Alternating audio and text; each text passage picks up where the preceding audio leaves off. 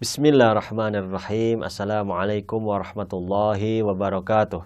Alhamdulillahirabbil alamin. Ihwanu ahwat fillah rahimakumullah. Di dalam pembahasan kita kali ini insyaallah kita akan melanjutkan mengenai masalah hajar, yakni yang mahjur alaih, yang dimana pembahasan sebelumnya juga pernah kita bahas ya, sebenarnya ini masuk dalam kategori B juga ya, artinya masuk dalam wilayah tersebut, tapi kalau kita mau pisahkan babnya, ini bab hajar. Sebelumnya kita pernah bahas siapa saja yang mahjur alaih, yang tidak bisa menggunakan atau tasarruf dalam hartanya, dan juga jual beli adalah anak kecil, orang gila, safih dan mufallas.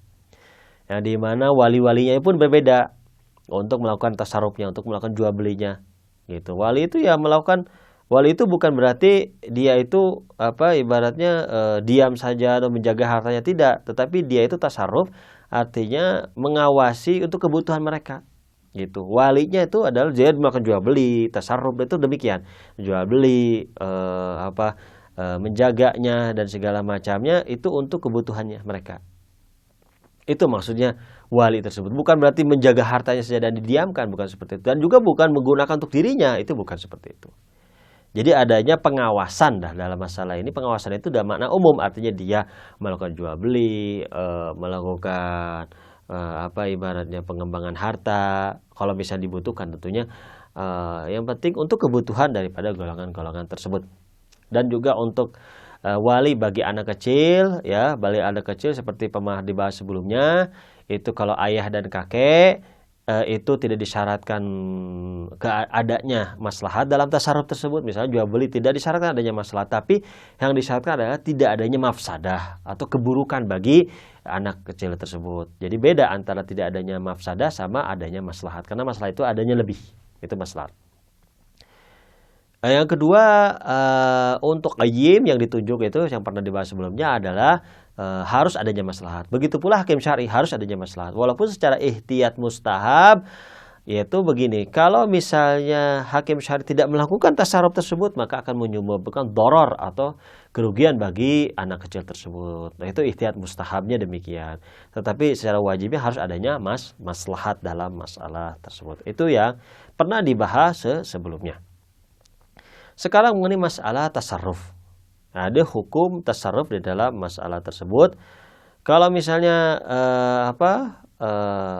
seorang melakukan tasarruf, ya kan, misalnya dari pihak ibaratnya qayyim atau orang yang ditunjuk, atau wali itu sendiri, yakni wali atau qayyim syar'i, atau yakni wali atau orang yang ditunjuk secara syar'i. Ya gitu. Kalau misalnya tasarrufnya yang dibolehkan oleh syar'i, yang qayyim atau wali, ya kan? Ini yang syarat pernah dibahas sebelumnya, itu adanya maslahat atau tidaknya mafsadah, itu syarat pernah dibahas sebelumnya.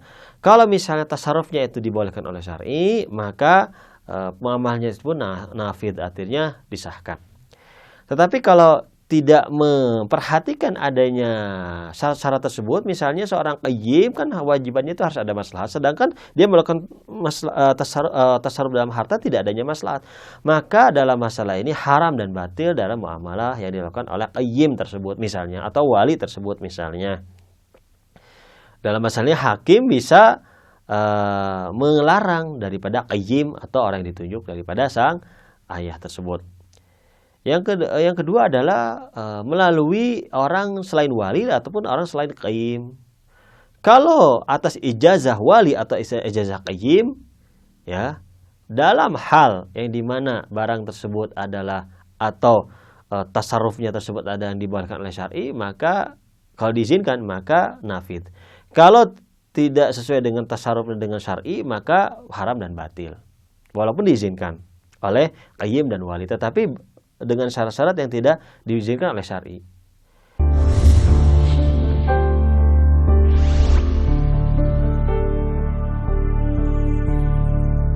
Yang kedua, kalau tanpa ijazah wali ataupun qayyimnya, orang lain melakukan tersebut, harta anak kecil tersebut misalnya, dalam masalah ini, maka kalau sesuai dengan syar'i pun haram, ya, haram dalam masalah ini. Walaupun di dalam masalah ini apa kalau misalnya kemudian wali ataupun qayyimnya mengizinkan, maka muamalahnya jadi halal atau muamalahnya jadi sah walaupun sebelumnya haram, belum kondisi belum batil, tergantung daripada izin daripada qayyim atau walinya. Nah, kalau yang kedua tidak ada perhatian atau tidak memperhatikan syarat-syarat tersebut, maka haram dan batil. Gitu, haram dan batil. Jadi kondisinya berbeda-beda antara walinya atau qayyimnya secara langsung ataupun orang lain yang melakukannya. Dan juga dalam masalah ini pernah dibahas sebelumnya, pernah disinggung sebelumnya bahwa yang dimaksud daripada wali tersebut itu bukan berarti ya dia itu menjaga saja, tapi dia melakukan pengawasan terhadap harta tersebut. Dia melakukan jual beli untuk kemaslahatan atau ketiadaan mafsadah bagi orang yang diwalikan tersebut. Jadi dan penggunaan daripada harta anak kecil misalnya itu harus atas seizin daripada wali, dan wali dalam tasarrufnya harus memperhatikan syarat-syarat maslahat atau syarat-syarat ketiadaan mafsadah. Itu. Nah, dalam yang kedua misalnya wali tidak ada kewajiban dalam masalah ini untuk mengembangkan harta anak kecil tersebut misalnya, untuk dibungakan atau diusahakan atau diolah ya, artinya didepositokan misalnya segala macam atau didagangkan misalnya, itu tidak ada kewajiban dalam masalah itu. Tapi kalau itu menuntut adanya maslahat untuk dikembangkan, dibisniskan, maka dalam masalah ini kembalinya keuntungan untuk anak tersebut, tidak untuk si wali. Tetapi wali punya hak untuk ujrah atau untuk mendapatkan upah dari pengembangan harta tersebut. Itu yang kedua. Yang ketiga, sang wali ya tidak memiliki hak di dalam masalah ini mengenai harta asli daripada anak kecil tersebut. Ya kan? Dan tidak boleh menelantarkan hartanya. Kita harus dalam masalah ini menjaga daripada harta tersebut dan juga melakukan muamalah dan tasarruf untuk maslahat atau ketiadaan mafsadah daripada anak kecil tersebut, baik wali baik walaupun qayyim dalam masalah ini. Nah, itu juga perlu diperhatikan di dalam masalah tersebut. Jadi wali dalam masalah ini perlu kita camkan bahwa bukan dia menjaga hartanya, bukan itu, tetapi dia menggunakan juga untuk maslahat mereka gitu. Dan juga tidak kewajiban ya untuk mengembangkan, tetapi kalau dikembangkan harta tersebut maka keuntungan untuk anak tersebut, dan dia hanya mendapatkan upah daripada pengembangan harta yang dilakukan oleh sang wali atau sang qayyim di dalam masalah tersebut.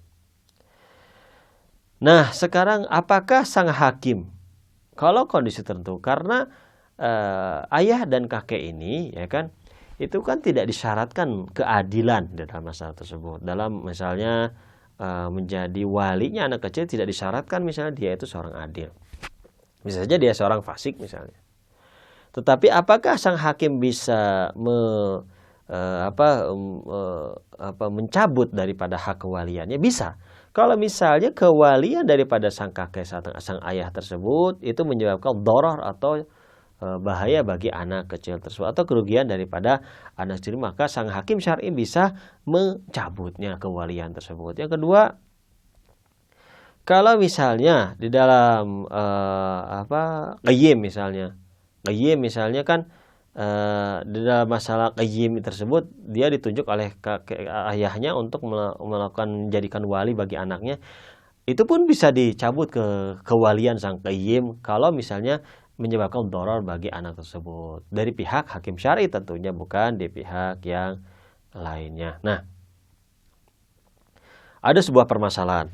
Kalau misalnya begini, sang ayah itu meninggal dunia, dia belum menentukan qayyim, ya kan? Dia belum menentukan qayyim, maka perwalian atau pengurusan daripada anak tersebut bukan oleh ibunya dalam masalah ini, atau yang lainnya bukan. Tidak ada dalam masalah ini hak bagi mereka untuk melakukan perwalian di dalam masalah ini. Maka ini harus dirujuk kepada yayasan atau yayasan atau misalnya badan pengurusan daripada anak kecil secara hukum tentunya, seperti dari pihak hakim syar'i tentunya di dalam masalah tersebut. Jadi secara hukum aslinya sebenarnya ibu tidak memiliki hak di dalam masalah ini untuk melakukan perwalian di dalam masalah tersebut. Kecuali kalau misalnya dalam kondisi tertentu, misalnya adanya tetap hak perwaliannya dari pihak hakim ya, tetapi sang ibu itu yang sehari-hari dia yang melakukannya itu tidak menjadi masalah, tetapi tetap pengawasannya dari hakim itu tidak menjadi masalah dalam masalah tersebut. Nah, kalau misalnya ada sebuah permasalahan lain, kalau seorang wali atau seorang qayyim dengan syarat-syarat yang terpenuhi, dengan memperhatikan syarat-syarat tersebut, misalnya adanya masalah dan mafsadah, melakukan muamalah, melakukan tasarruf dari seorang anak kecil tersebut yang belum baligh untuk maslahatnya atau ketiadaan mafsadah bagi mereka. Ketika sang anak kecil tersebut udah baligh, udah mencapai umur baligh, tidak memiliki hak untuk mengembalikan atau membatalkan semua yang dilakukan oleh muamalah yang dilakukan oleh walinya. Gitu, jadi tidak punya hak. Jadi sudah dilakukan sebelumnya karena sesuai dengan syarat-syarat yang terpenuhi. Ya, ini memperhatikan syarat-syarat. Tapi kalau tidak memperhatikan itu tentunya bisa. Ini yang memperhatikan itu tidak bisa mengambil haknya atau membatalkan muamalah yang dilakukan oleh sebelumnya, ini seorang wali. Itu saja mungkin pembahasan dari pertemuan kita kali ini. Insyaallah dalam pertemuan selanjutnya kita akan melanjutkannya. Wabillahi taufiq wal hidayah wal inayah. Wassalamualaikum warahmatullahi wabarakatuh.